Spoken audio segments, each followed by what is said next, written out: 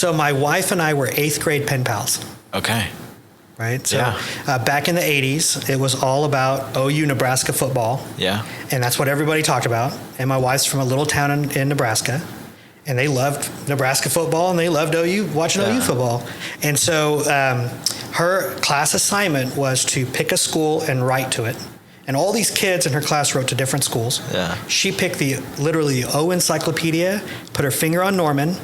Right next to it was El Reno. So she's like, El Reno Middle School. Yeah.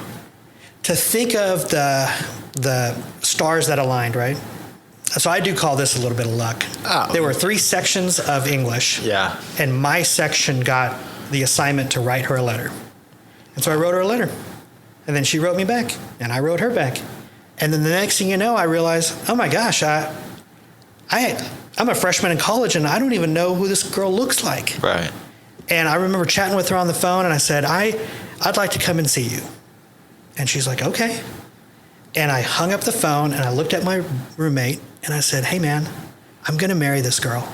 And he goes, you're so weird. There's no way. You're probably getting catfish. And I was like, no way. I've written to this girl for almost 5 years. I know this person inside and out. Yeah. I'm going to marry her. And he was the best man at my wedding. Oh, brilliant. So what's that? I mean, when you go there, you drive to Nebraska and go to see it? Flew up there, yeah. Yeah, funny story. So I did not have a suitcase, so I borrowed one from a guy on the floor. Mm-hmm. Just a little brown suitcase. Checked it in, and I get up there, and there she is, and I'm like, total stranger, right? But when she talks, I know who she is. Yeah. And, there's a brown suitcase, grabbed it. Mind you, her hometown is 2 hours away from the airport, so I drive back to her hometown.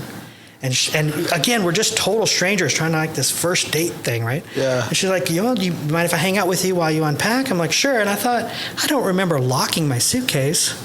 And I pop it open, and it's just bras and panties. And I was like, and she's looking at me, and I was like, this is not my suitcase, right? Surprise. I said, it's not my suitcase. Call the airport, and they're like, yeah, Mr. Patel, I think you got the wrong bag. I said, yep.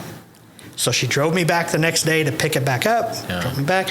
And by the time she dropped me off, I was like, we're definitely getting married.